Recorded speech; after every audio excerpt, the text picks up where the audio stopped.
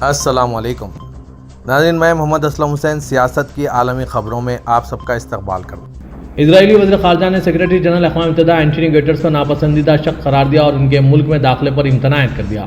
وزیر خارجہ اسرائیل کانٹس نے گٹرس پر الزام عائد کیا کہ وہ اسرائیل پر ایران کے میزائل حملے کی صریح طور پر مذمت کرنے میں ناکام ہو گئے۔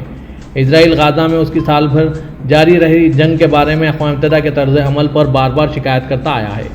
کارٹس نے ایکس پر تحریر کیا، کوئی بھی جو اسرائیل پر ایران کے گھنونے حملے کی دنیا کے تقریباً ہر ایک ملک کی طرح صاف طور پر مذمت نہیں کرتا ہے، وہ اسرائیل کی سرزمین پر اپنے قدم رکھنے کا مستحق نہیں ہے۔ انہوں نے الزام عائد کیا کہ اقوام متحدہ کے سربراہ دہشت گردوں، زانیوں اور قاتلوں کی پشت پناہی کر رہے ہیں اور انہیں اقوام متحدہ کی تاریخ پر بدنما داغ قرار دیا۔ یہ حملہ ایران کے میزائل بیرج کے سلسلے میں گٹرس کے بیان کے رد عمل کے طور پر کیا گیا۔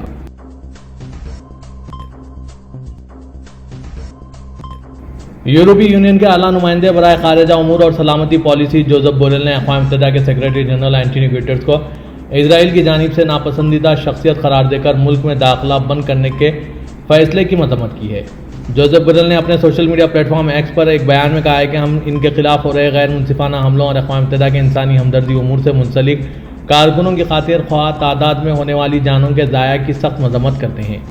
جوزف بوریل نے مزید کہا کہ ہم اقوام متحدہ کے سیکرٹری جنرل اینٹونی گٹرس کی مشرق و سطح سمیت تمام متنازع علاقوں میں امن کے قیام کے لیے ان کی بے پناہ کوششوں کی حمایت کرتے ہیں۔ یورپی یونین کونسل کے صدر چارلس مائشل نے بھی سوشل میڈیا پر کہا کہ ہم اقوام متحدہ کی قیام امن کی کوششوں کی مکمل حمایت کرتے ہیں۔ واضح کہ اسرائیلی حکومت نے مشرق و سطح میں تناؤ کو فوری کم کرنے کے مطالبے پر سیکرٹری جنرل اینٹونی گٹرس کو ناپسندیدہ شخصیت قرار دے کر ان کے ملک میں داخلے پر پابندی لگانے کا اعلان کیا۔ واضح کہ سیکرٹری جنرل کی جانب سے دیے گئے ایک بیان میں کہا گیا ہے کہ انہوں نے میزائل حملوں کا ذکر کرتے ہوئے ایران کا نام نہیں لیا اور نہ ہی ان حملوں کی براہ راست مذمت کی۔ اینٹونی گٹرس نے 1 اکتوبر کو اسرائیل پر ہو رہے ایرانی میزائل حملے کے بعد کہا تھا کہ میں مشرق و سطح میں تنازع کو بڑھانے کی مذمت کرتے ہوئے فوری طور پر جنگ بندی کا مطالبہ کرتا ہوں۔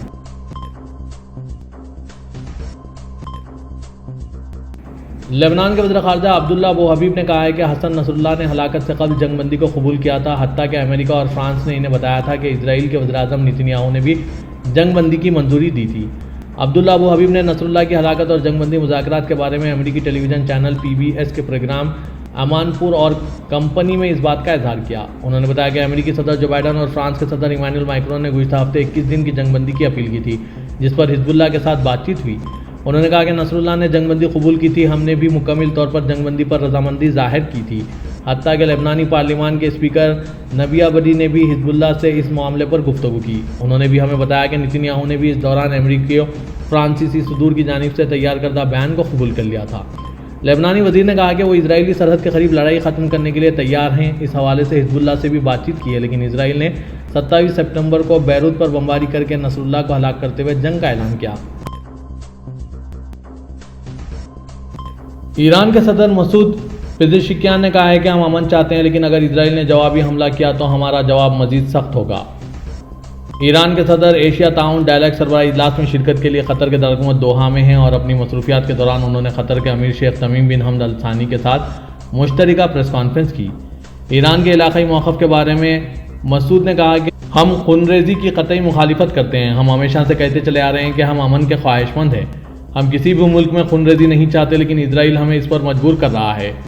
دارالحکومت تہران میں حماس کے لیڈر اسماعیل ہنیہ پر قاتلانہ حملے کے بارے میں انہوں نے کہا کہ اسرائیل نے ہمارے مہمان پر قاتلانہ حملہ کر کے ہمیں جوابی کارروائی پر مجبور کر دیا ہے۔ یہ حملہ میری صدارتی حلف برداری تقریب کی شام کیا گیا ہے، اسے کوئی بھی ملک اور کوئی بھی فریق قبول نہیں کر سکتا۔ کوئی بھی علاقہ جنگ کے سائے میں نہ تو ترقی کر سکتا ہے اور نہ ہی پرامن زندگی گزار سکتا ہے۔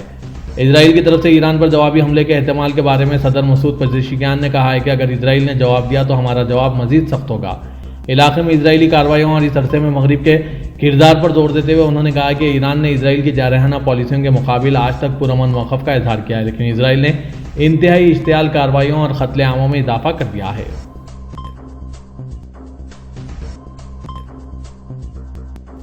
اسرائیل کے سلامتی کابینہ کے گزشتہ روز ہوئے اجلاس میں یہ بات سامنے آئی ہے کہ ایران کے میزائل حملوں کا امریکہ کی حمایت سے بھرپور جواب دینے کا فیصلہ کیا گیا۔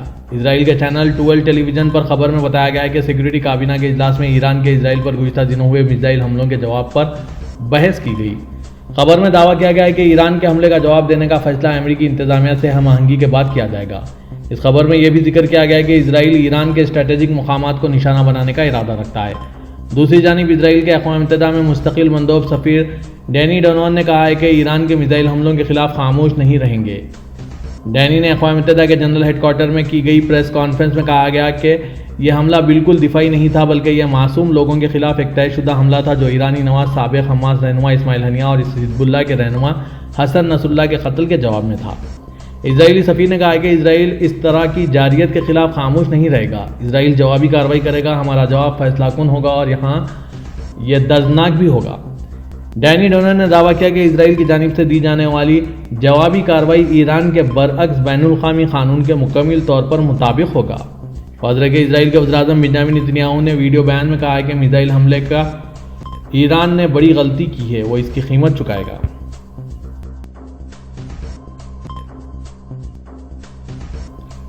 لبنان پر بھاری اسرائیلی حملے شروع ہونے کے بعد سے 1,28,000 سے زائد شہری شام کی طرف ہجرت کر گئے ہیں۔ اقوام متحدہ کے ڈپٹی ہائی کمشنر برائے امور مہاجرت کیلی کلیمنز نے social media platform x سے لبنان کی صورتحال کے بارے میں بیان جاری کیا۔ انہوں نے کہا کہ لبنان میں بڑھتی ہوئی شدت نے پہلے ہی سے ہی مشکلات کے شکار عوام کی حالت اور بھی خراب کر دی ہے۔ اس وقت تک 1,28,000 سے زائد شہری تحفظ کی جستجو میں شام جا چکے ہیں۔ انہوں نے کہا کہ علاقے کی ضروریات میں ہر گزرتے دن کے ساتھ اضافہ ہو رہا ہے۔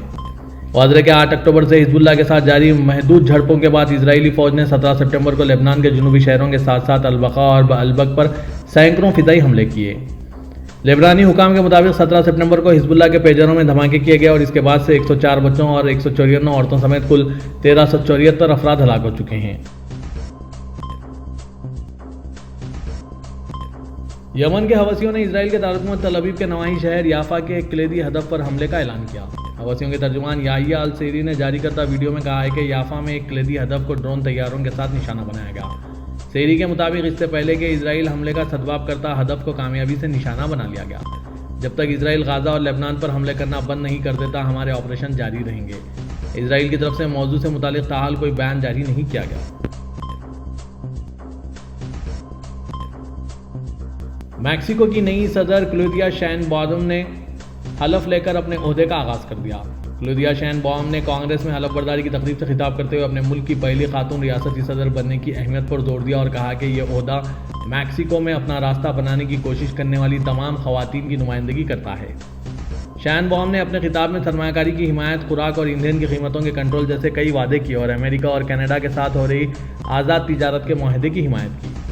نیشنل رینیول موومنٹ کی امیدوار اور میڈرڈ شہری سابق میئر شین باؤم 2 جون کو ہوئے انتخابات میں تقریباً 60% ووٹ لے کر میکسیکو کی پہلی خاتون صدر کے طور پر منتخب ہوئی تھی۔ امریکہ نے اعلان کیا ہے کہ وہ چینی اسٹیل اور مصنوعی مٹھاس بنانے والی چینی کمپنیوں سے سامان کی درآمد پر پابندی عائد کرے گا کیونکہ یہ کمپنیاں سینگیانگ میں جبری مشقت کرانے میں ملوث ہے۔ خبر رساں ANC ایسوسی ایٹ پریس کے مطابق اس اقدام سے ان امریکی کوششوں کے دائرہ کار وسیع ہو جائے گا جو ایسے مصنوعات کو ملک میں داخل ہونے سے روکنے کے لیے کی جا رہی ہے جن کے بارے میں حکومت کا کہنا ہے کہ یہ انسانی حقوق کی خلاف ورزیوں میں ملوث ہے۔ امریکہ کی ہوم لینڈ سیکورٹی کے عہدیدار رابرٹ سلیورز کا کہنا ہے کہ آج کے اقدامات امریکی سپلائی چین سے جبری مشقت کے خاتمے اور سب کے لیے انسانی حقوق کی ہماری اقدار کو برقرار رکھنے کے لیے ہمارے عزم کی توثیق کرتا ہے۔ بیان میں کہا گیا ہے کہ کوئی بھی شعبہ محدود نہیں ہے، ہم تمام صنعتوں میں اداروں کی نشاندہی کرتے رہیں گے اور ان افراد کو جوابدہ رکھیں گے جو استحصال اور ناروا سلوک سے فائدہ اٹھانا چاہتے ہیں۔ وفاقی قانون جس پر صدر جو بائیڈن نے 2021 کے آخر میں دستخط کیے تھے، اس میں بیجنگ پر سینگیانگ میں یغور نسلی گروہوں اور دیگر مسلم اقلیتوں کے خلاف انسانی حقوق کی خلاف ورزیوں کے الزامات عائد کیے گئے۔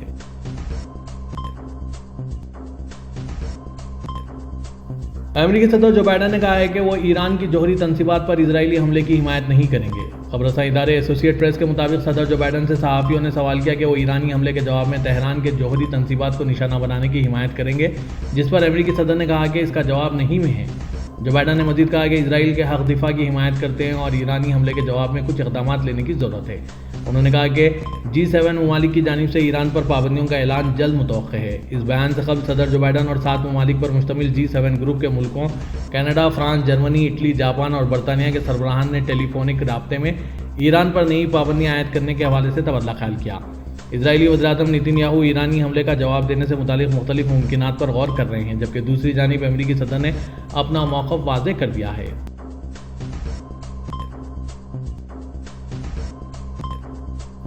سعودی آرامکو کمپنی نے کہا ہے کہ اس نے بین الاقوامی مارکیٹ کے لیے $3 بلین کے سکوک تیار کر لیے ہیں۔ سبق ویب سائٹ کے مطابق آرامکو نے امریکی سینٹرل بینک کی طرف سے منافع ریٹ میں 50% پوائنٹ کم کرنے کے فیصلے کے بعد سکوک کا اجرا کرنے والے ہیں۔ سعودی آرامکو کمپنی امریکی ڈالر میں 5 سال اور 10 سال کے بین الاقوامی سکوک جاری کر کے $3 بلین جمع کرنے کا ارادہ رکھتی ہے۔ 5 سال کے لیے جاری ہوئے سکوک کے منافع کی شرح 4.250% ہے، جبکہ 10 سال کے لیے جاری ہونے والے سکوک کا منافع 4.750% ہے۔ کمپنی نے کہا کہ سکوک خریدنے کے لیے ابھی تک $22 بلین کی آفر ہوئی ہے، جو پیش کیے جانے والے سکوک کی قیمت سے 7% زیادہ ہے۔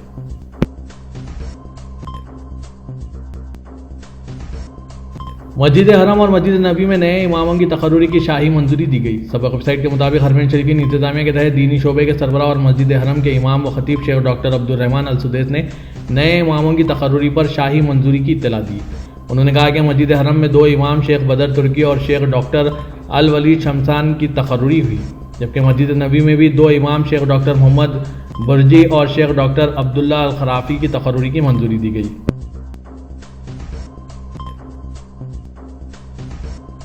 ایران کے صدر ڈاکٹر مسعود نے آج قطر کے دارالحکومت دوحہ میں سعودی وزیر خارجہ شہزادہ فیصل بن فرحان کا خیر مقدم کیا۔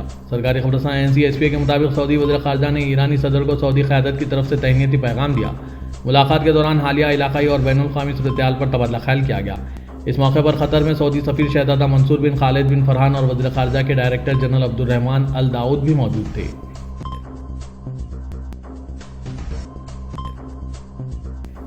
ترکیہ کے شہر استنبول سے عراق، ایران اور اردن کے لیے آج کی پروازیں ملتوی کر دی گئی۔ ایران اور اسرائیل کے درمیان تناؤ اور ایران کے اسرائیل پر فضائی حملوں کے بعد مقامی و غیر ملکی فضائی کمپنیوں نے استنبول ہوائی اڈے اور سبیا گیوک چین ہوائی اڈے سے اردن، ایران اور عراق کے لیے کل رات اور آج کی پروازیں ملتوی کر دی۔ علاوہ ازیں متعدد فضائی کمپنیوں نے ان ممالک کی طرف عازمی سفر اپنی متعدد پروازوں کا روٹ تبدیل کر کے انہیں استنبول ہوائی اڈے اور سبیا گیوک چین ہوائی اڈے کی طرف موڑ دیا۔